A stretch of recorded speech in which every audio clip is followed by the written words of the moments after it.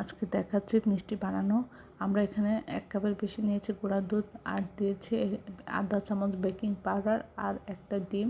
সব কিছু আলতোভাবে মাখিয়ে আমরা আধা ঘন্টা 10 মিনিট রেস্টে রেখে দেবো। তারপরে এভাবে হাত দিয়ে চেপে চেপে গোল করে আমি মিষ্টি শেপে তৈরি করে রেখে দিলাম। তারপরে চুলায় আমরা লো হিটে তেল গরম করে আমরা এটা ভেজে নিব। বেশি জাল দেওয়া যাবে না। লো হিটে কুসুম গরম হয়ে গেলে তেল আমরা দিয়ে আস্তে আস্তে এটা ভেজে নিব। একটু কালার হয়ে গেলে আমরা উল্টে পাল্টে আমরা এটা নামিয়ে রাখবো। তারপরে আমরা সবগুলি যখন মিষ্টি ভাজা হয়ে যাবে তখন আমরা উঠিয়ে রেখে আমরা শিরা তৈরি করে নেব। দেখেন ভাজা পরে মিষ্টিগুলো অনেক বড় হয়ে গেছে। আমরা এখানে 2 কাপের বেশি চিনি দিয়েছি আর 4 কাপের বেশি আমরা পানি দিয়েছি। দিয়ে একটা পাতলা শিরা তৈরি করে নেব। নিয়ে আমরা আগে চিনিটা গলিয়ে জাল করে একতারের মতো করে আমরা এখানে দিয়ে দেবো মিষ্টিগুলো। দিয়ে আমরা এটা জাল করে নেব।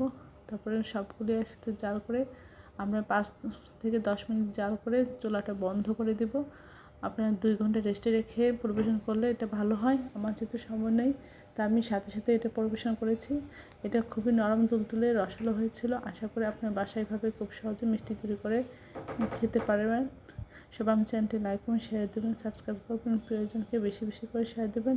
আমার চ্যানেলে সব রকম রান্নার রেসিপি রয়েছে, আশা করি দেখবেন। আর এই মিষ্টির অসাধারণ রেসিপিটা ফলো করে নিজেরা তৈরি করে খাবেন।